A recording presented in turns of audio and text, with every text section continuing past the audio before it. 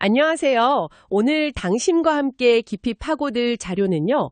기독교 신앙의 가장 핵심적인 개념 중 하나인 성령에 대한 설교 말씀이에요. 네, 안녕하세요. 고린도전서 3장이랑 또 신학자 장 칼뱅의 기독교 강요를 넘나들면서요. 어쩌면 우리가 가장 잘 안다고 생각했지만 사실은 가장 오해하고 있었을지도 모를 바로 그 주제죠. 맞아요. 성령이라는 단어는 교회 안에서 정말 많이 사용되는데 사람마다 그리는 이미지가 너무나도 다른 것 같아요. 그렇죠. 어떤 분은 뜨거운 불이나 강력한 능력 같은 걸 떠올리고 또 어떤 분은 방언이나 예언 같은 신비한 은사를 생각하시죠. 네네. 오늘 우리의 목표는 그런 파편적인 이미지들을 잠시 내려놓고요. 성령 하나님은 과연 누구시고 그분은 어떤 방식으로 일하시는가에 대한 성경적이고 또 균형 잡힌 그림을 함께 그려보는 겁니다. 네, 그래서 오늘 설교에서 던지는 질문들이 당신의 신앙을 더 깊이 성찰하는 그런 좋은 계기가 될 거라고 생각해요. 자, 그럼 본격적으로 시작해 볼까요? 네. 설교의 출발점이 되는 구절이 아주 강력합니다. 너희는 너희가 하나님의 성전인 것과 하나님의 성령이 너희 안에 계시는 것을 알지 못하느냐. 고린도전서 3장 16절 말씀인데요. 네, 그렇죠. 그냥 들으면 익숙한 구절인데 사실 이 안에 엄청난 선언이 담겨 있다고요. 그렇습니다. 이 구절이 정말 중요한 이유는요. 성령님이 어떤 비인격적인 힘이나 우주적 에너지가 아니라 우리 안에 거하시는 인격적인 하나님이심을 선포하기 때문이에요. 성전이라는 단어가 구약시대에는 하나님이 임재하시는 유일한 장소였잖아요. 네, 맞아요. 그런데 그 성전이 바로 너희라고 말하는 거죠. 그것도 하나님의 성령이 계시기 때문에요. 이건 성령 이꼴 하나님이라는 등식을 아주 명확히 보여주는 겁니다.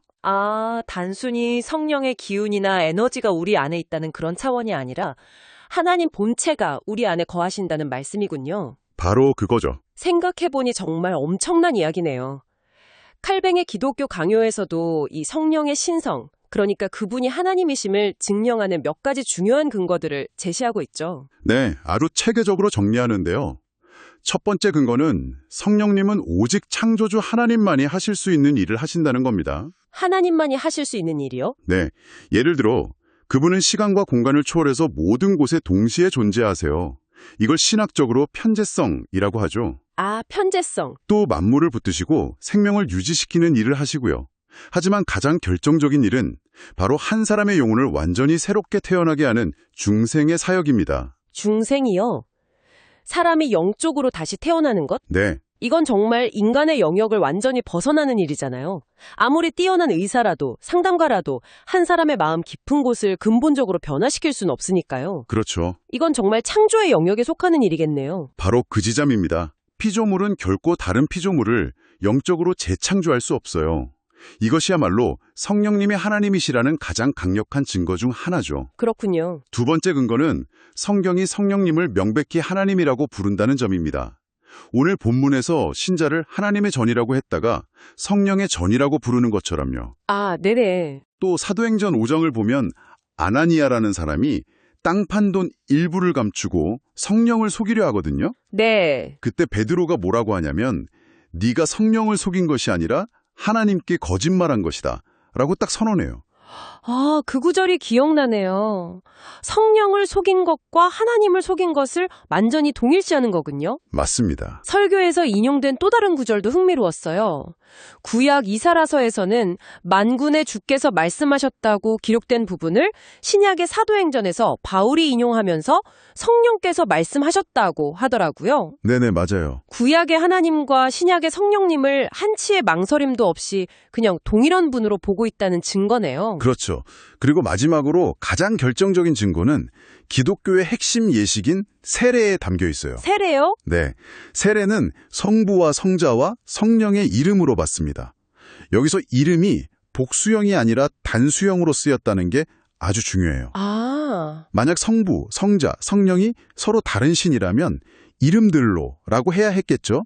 이 단수형 이름은 세 분이 동등한 신성과 권위를 가지신 본질적으로 한 분 하나님이심을 증명하는 강력한 언어적 증거입니다. 그렇군요. 세례를 받을 때마다 우리는 무의식적으로 삼위일체 하나님을 고백하고 있었던 거네요. 그런 셈이죠. 이렇게 성경과 신학의 가르침을 보면 성령님이 누구신지 아주 명확하게 느껴지는데요. 이 지점에서 궁금한 게 생겨요. 왜 유독 오늘날 교회, 특히 설교에서 지적한 한국 교회 안에서는 성령님에 대한 기이한 오해들이 이렇게 많이 퍼져 있는 걸까요? 이 간극은 대체 어디서 오는 걸까요? 아주 좋은 질문이에요. 설교에서는 4가지 왜곡된 경향을 지적하는데 그 첫 번째가 귀신론입니다. 귀신론이요? 이건 성령의 사역을 귀신을 쫓아내는 축귀의 도구 정도로 축소시키는 경향이에요.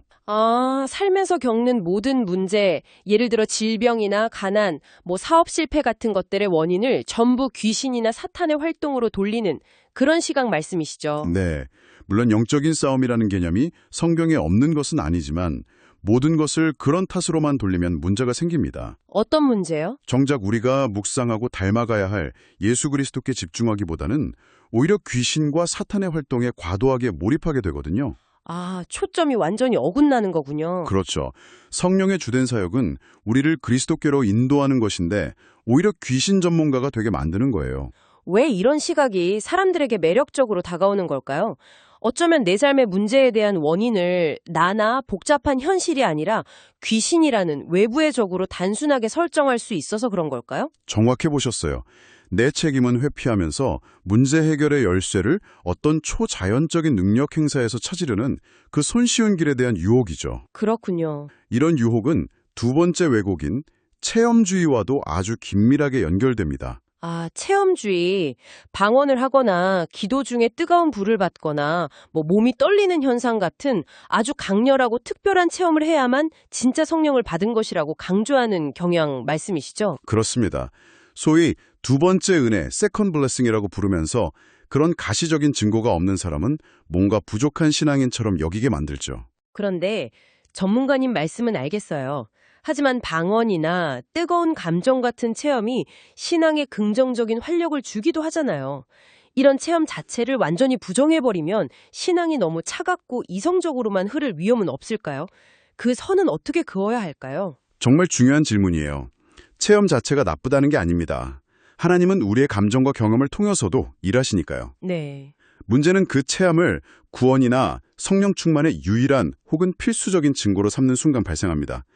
성경이 말하는 성령의 가장 확실한 증거, 그러니까 성령의 열매는 그런 극적인 체험이 아니에요. 갈라디아서 5장에서 말하는 사랑, 희락, 화평, 오래 참음, 자비, 양선, 충성, 온유, 절제 같은 도덕적이고 윤리적인 성품의 변화입니다. 결국 성령이 내 안에 계시다는 가장 확실한 증거는 내가 얼마나 신비한 능력을 가졌느냐가 아니라 어제보다 오늘 내가 다른 사람에게 조금 더 친절하고 조금 더 인내심 있는 사람이 되었느냐는 거군요. 맞습니다. 와, 훨씬 더 어렵고 눈에 잘 보이지 않는 증거네요. 그래서 사람들이 더 쉽고 가시적인 증거를 쫓는 거겠죠. 이것이 세 번째 왜곡인 은사주의와 신비주의로 이어집니다. 네. 성령의 인격성을 완전히 무시하고 그분을 마치 내가 마음대로 부릴 수 있는 능력이나 도구처럼 여기는 태도예요. 설교에서 인용된 하나님 꼼짝마, 나한테 까불면 죽어 라는 한 목사의 발언은 정말 충격적이었어요. 그렇죠. 이건 성령님을 인격적인 하나님으로 대하는 게 아니라 마치 알라딘의 램프 속 지니처럼 내가 조종할 수 있는 대상으로 전락시킨 거잖아요. 극단적이지만 그 왜곡의 본질을 가장 잘 보여주는 끔찍한 사례죠. 기도를 통해 은사와 능력을 받아내고 그것으로 자신의 영향력을 과시하려는 태도. 네. 또 성경의 권위보다 자신이 직접 들었다는 직통계시나 환상을 더 우위에 두는 위험한 신비주의도 같은 맥락입니다. 그렇다면 이런 왜곡된 모습들이 아니라면 성령님의 진짜 모습은 무엇일까요? 설교에서 사용된 거룩한 수줍음 혹은 얼굴 없는 인격이라는 표현이 정말 시적이고 인상 깊었어요. 이게 무슨 뜻인가요? 그 표현이 성령님 사역의 본질을 아주 잘 담아내고 있어요. 성령님은 자신을 드러내거나 자신에게 영광을 돌리는 분이 아니란 뜻입니다. 자신을요? 네. 그분의 유일한 목표는 오직 예수 그리스도를 나타내고 그분을 증언하고 모든 영광을 그분께 돌리는 것이에요. 마치 연극 무대 위에 스포트라이트 기사와 같아요. 그의 임무는 언제나 주연 배우인 예수를 가장 밝게 비추는 것이지 결코 스포트라이트를 자기 자신에게 돌리지 않죠. 와. 만약 어떤 스포트라이트 기사가 갑자기 무대 중앙으로 걸어나와 자신을 뽐낸다면 그건 그의 본분을 망각한 거잖아요. 스포트라이트 기사 비유 정말 귀에 쏙 들어오네요. 그렇다면 성령님이 내게 직접 이렇게 말씀하셨다라고 하면서 자신의 신비한 체험을 계속해서 내세우는 사람은 사실 성령님의 일하시는 방식과는 정반대의 모습을 보이고 있을 수 있다는 거군요. 그럴 가능성이 매우 높습니다. 요한복음 16장에서 예수님도 명확히 말씀하셨어요. 그가 성령이 내 영광을 나타내리니 내 것을 가지고 너희에게 알리시겠습니다. 성령님은 언제나 예수님의 말씀을 가지고 일하세요. 그래서 천국과 지옥을 생생하게 보고 왔다는 간증들이 왜 위험할 수 있냐면 종종 그 내용이 성경의 가르침과 정면으로 배치되기 때문이에요. 설교에서 언급된 누가복음 16장의 부자와 나사로 비유가 바로 그 지점이었죠. 맞아요. 지옥에 간 부자가 자기 형제들에게 경고하기 위해 나사로를 다시 살려 보내달라고 애원하잖아요. 그때 아브라함의 대답이 핵심이었어요. 맞습니다. 아브라함은 그들에게 모세와 선지자들이 있으니 그들에게 들을지니라라고 답해요. 이미 기록된 성경 말씀이 있다는 거죠? 네. 부자가 그래도 죽은 자가 살아 돌아가면 믿을 거라고 우기자 아브라함은 단호하게 말합니다. 모세와 선지자들에게 듣지 아니하면 비록 죽은 자 가운데서 살아나는 자가 있을지라도 권함을 받지 아니하리라. 와. 사람을 근본적으로 변화시키는 것은 기적적인 체험이 아니라 기록된 말씀의 권위라는 선언입니다. 사도 바울의 태도도 정말 인상 깊었어요. 그는 자신이 셋째 하늘에 이끌려가서 말로 표현할 수 없는 것을 본 그런 엄청난 신비 체험을 했음에도 불구하고 14년 동안이나 그 이야기를 숨겼다고 했죠. 네, 맞아요. 고린도 후서에서 마지못해 언급하기 전까지는요. 그 이유가 자랑할 것이 복음에 아무 유익이 되지 않기 때문이라고요? 바로 그 지점입니다. 바울의 태도는 성령께서 어떻게 일하시는지를 가장 잘 보여줘요. 네. 설교는 구약의 엘리야 선지자 이야기로 이 원리를 설명하죠. 엘리야가 하나님을 만나기 위해 호렙산에 섰을 때 강한 바람이 산을 가르고 바위를 부수고 지진이 일어나고 불이 지나갔지만 하나님은 그 어느 곳에도 계시지 않았다. 네. 그리고 그 모든 극적인 현상들이 다 지나간 후에 아주 세미한 소리가 들려왔고 하나님은 바로 그 소리 가운데 계셨죠. 여기서 정말 중요한 통찰이 나오네요. 사람을 근본적으로 변화시키는 것은 쇼킹한 기적이나 요란한 현상이 아니라 조용하고 부드럽게 들려오는 복음의 말씀이라는 뜻이군요. 그렇습니다. 인간의 그 완악하고 교만한 마음을 진정으로 녹이고 변화시키는 것은 십자가의 은혜가 담긴 부드럽고 세미한 복음의 음성입니다. 성령님은 진리의 영으로서 언제나 말씀을 통해 말씀과 함께 일하십니다. 말씀 없는 성령 사역은 공허하고 성령 없는 말씀 해석은 생명력이 없죠.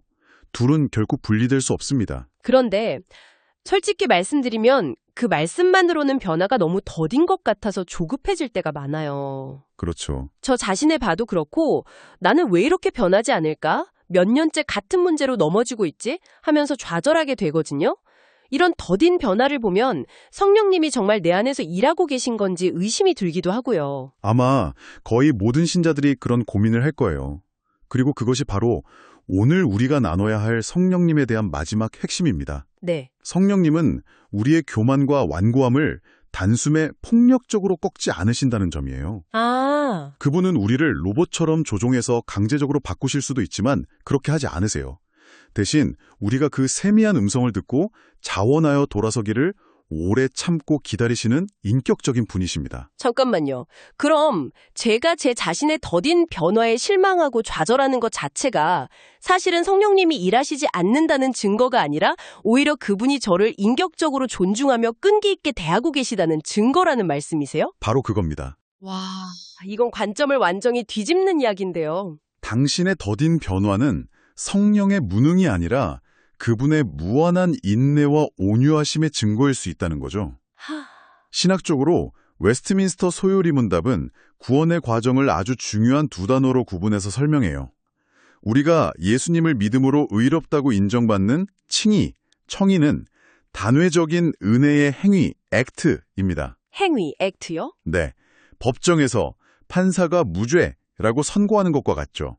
한번 일어나면 끝나는 사건이에요. 네, 그건 일종의 사건, 이벤트군요. 하지만 우리가 거룩하게 변화되어가는 성화는 평생에 걸친 은혜의 일하심, 워크라고 표현합니다. work? 이건 과정이에요. 단번에 끝나는 행위가 아니라 평생에 걸쳐 계속되는 하나님의 작업이라는 뜻이죠. 마치 재활치료와 같아요. 재활치료요. 네. 사고로 다리를 다친 사람이 다시 걷기 위해 수많은 날들 동안 고통스러운 재활 과정을 거치잖아요. 그 과정이 더디다고 해서 치료가 실패한 건 아니죠. 오히려 매일 조금씩 근육이 붙고 있는 것처럼요. 성화는 액트가 아니라 워크다. 이건 정말 기억해야 할 개념이네요. 제가 저지르는 실수나 실패가 전체 과정의 끝이 아니라 그저 긴 작업의 한 부분일 뿐이라는 거니까요. 맞아요. 와, 이건 정말 많은 분들이 위로를 받을 만한 이야기 같아요. 내가 변하지 않는다고 자책하는 게 아니라 오히려 그 더딤 속에서 나를 기다려주시는 하나님의 인내를 발견하라는 거니까요. 맞습니다. 그래서 사도 바울이 빌립보서 1장 6절에서 이렇게 약속하는 겁니다. 너희 안에서 착한 일을 시작하신 이가 그리스도 예수의 날까지 이루실 줄을 우리는 확신하노라. 우리의 성실함이나 능력이 아니라 우리 안에서 일을 시작하신 그분의 신실하심이 우리의 소망의 근거가 되는 거죠. 더디게 느껴질지라도 그분은 결코 우리 안에서 시작하신 일을 포기하지 않으십니다. 오늘 정말 중요한 이야기들을 나눴네요. 성령님에 대한 여러 오해들을 걷어내고 그분의 참된 사역에 대해 깊이 탐구해 보았습니다. 네. 핵심을 정리하자면 이것 같아요. 성령님은 요란한 기적이나 신비한 체험, 혹은 우리가 마음대로 부리는 능력이 아니라 진리의 말씀이라는 세미한 음성을 통해 우리 안에서 끈질기게 그리고 무엇보다 인격적으로 일하시는 하나님이시라는 것. 그렇습니다. 그분은 우리의 더딘 변화를 참아내시며 우리가 결국 예수 그리스도의 형상을 닮아가도록 우리의 평생에 걸쳐 일하시는 인내와 사랑의 하나님이십니다. 네. 그래서 성령님을 아는 것은 결국 하나님의 깊은 사랑과 인내를 깨닫는 과정과 같아요. 오늘 이 깊은 대화가 당신에게 마지막으로 던지는 생각할 거리는 이것입니다. 당신은 지금까지 성령의 능력을 어떤 방식으로 경험하길 기대해 왔나요? 혹시 강렬한 바람과 지진, 불과 같은 극적이고 즉각적인 현상만을 쫓고 있진 않았나요? 당신의 삶 속에서 말씀을 통해 그리고 어제와는 조금 다른 오늘의 친절과 인내 같은 성품의 점진적인 변화를 통해 들려오는 그 세미한 음성에 한번 귀 기울여 보는 것은 어떨까요? 어쩌면 가장 위대한 기적은 포기하지 않고 당신을 빚어가시는 그분의 조용한 꾸준함일지도 모릅니다.